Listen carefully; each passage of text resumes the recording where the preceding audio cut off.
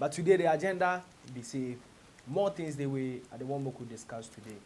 Now, what are they talk about? Are they talk about the Kumerican vibe, the drill vibe we all we know about and I might say kudos to YawTog, Kenneth J. Bad, and the likes of Reggie. I mean, these guys were the Kumerican guys who started this whole agenda, the Asaka movement. I mean, the J. Bad, the Kenneth, and the rest, they call themselves the Asaka boys. And God being so good, somewhere last year, 2020, we had the Kumerican vibe, which really trended very well worldwide, and people were talking about it. Are we making good use of this thing? I mean, are we making good use of this? So, as usual, subscribe to this channel.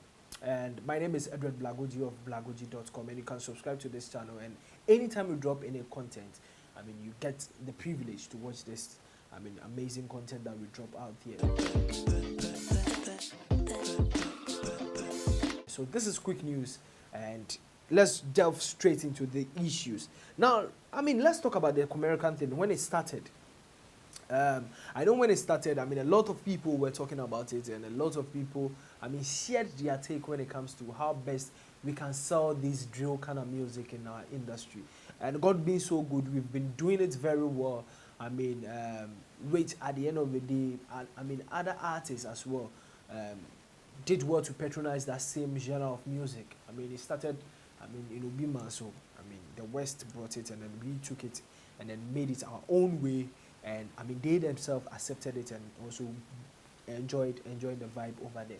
But my question that I always ask myself is, when this thing started last year, I mean, which normally I have time to speak to some industry players concerning this drill thing, in terms of how best, I mean, this drill can generate revenues or can be part of our genre of music, as part of our genre, like the likes of the hip life, hip hop, R&B, dancehall, high life, and the rest. How best can it be part of our genre of music in Ghana, even though it's a genre outside the country? But in Ghana here,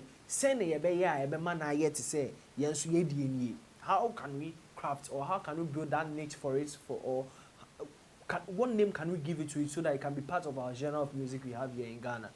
You get the vibe, they try to. And I mean, this drill thing has, I mean, unveiled the likes of, I mean, even though Kofi Jamal was doing it very well, which I interviewed him on my channel, Kofi Jamal is doing really well with this drill thing.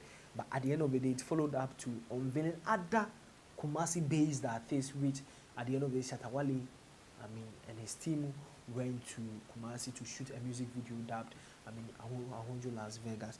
Now, the reason why I'm saying this is, YawTog brought the Sorry song, and then the Sorry song was really massive, and I mean, to the extent that it got featured on the Billboard charts, and I mean, a whole lot. We were happy as Ghanaians. We were talking about it like, oh, finally, yes, we had idea it may feature or international platform. Even though we know that, I mean, the likes of other great artists in Ghana has equally done the same.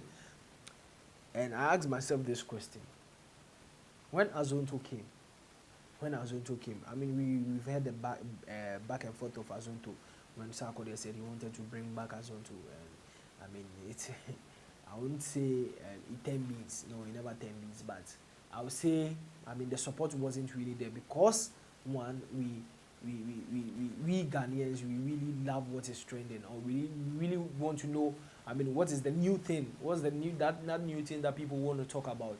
That is we Ghanaians and how we feel like, I mean, it's supposed to be. But that narrative must be changed. The reason why I'm saying that narrative must be changed is because, I mean, when we have a genre of music like this Azonto came, we also saw how Nigerians capitalized on it and even did, I mean, songs out of this genre of music that we are talking about, Azonto, which at the end of the day, I mean, as an industry, we didn't know that we can even make it as a genre of music until it became globally accepted, popular with the dance move and other things. That was where we realized that, oh, okay, so we have something like Azonto. And with this Azonto, is really creating that waves that we are looking for. But the question is, with this drill thing, with this Kumerican thing, how best are we capitalizing on this thing? That be the question that they ask. How best are we capitalizing on this thing? And let's ask ourselves this question. Imagine our other, I mean, West African brothers, which is in the form of, which is Nigeria.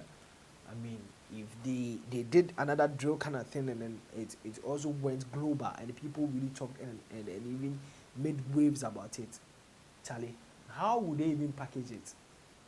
I mean, this is the question that they ask you, because Nigerians are popularly noted for doing more singing. But Charlie, in Ghana, yeah, we get everything. We get everything. But how best are we capitalizing on that? That's the question. Now, I mean, on social media, when YawTog released the story, even though it's his song, and they featured a couple of guys on it, and it became very, like, it went viral to the extent that it had 2 million views on his YouTube channel. But the question is, what happened? And all of a sudden, the split, and all of a sudden, I mean, the guys didn't want to. I don't know what happened, but I'm surprised because I mean, you guys started this, and then it really made other people, I mean, tapped into this thing, this drill kind of vibe. I mean, this country, when we accept something and another new things come, we leave that thing and then we jump on that one. So just imagine when the Azonto came, and then the Azonto Nigerian people tried to do something on it, and then they made it years. At the end of the day, we Ghanaians, we as Ghanaians, how best are we making our drill music ours? The Kumerican vibe, how are we making it ours? How are we accepting it? How are we promoting that brand? How are we making, I mean, the world know that this is what it is, and this is something that has been introduced to the new school. And the industry players, I don't want to mention names, the A-list artists, they know themselves. I mean, how best are they advising these young artists so that at the end of the day, there will not be this fracas between, I mean, someone like YawTog, J-Bad, or Kenneth, and then Reggie. Those guys, how?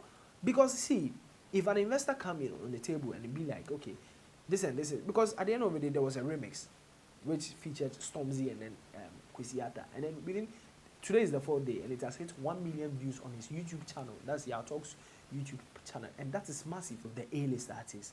They can call these guys and then advise them, like, okay, this is your new career, like this is the career that you ventured in, and at the end of the day, this career that you ventured in, I feel like it's doing well for you, but we can do something out of it. We can create some revenue out of it, which I know most of the A-list artists have equally done, spoken to some of them. But at the end of the day, how can we make this genre, the drill thing, as our genre of music here in Ghana? I mean, you know, Ghana, this thing, if you go talk, I go tell another thing. But Ghanaians, we must try as much as possible. Then if anything trending come, let's capitalize on it. If it is good, let's capitalize on it and make it ours. Because if it were to be our Nigerian brothers, my brother, my sister, you watching it, and you going to comment beneath it, and you going to share this video, and you going to subscribe it, you know what they are going to do to it. You know how best they are going to pop and invest in this craft. My name is Blagogee, and this has always been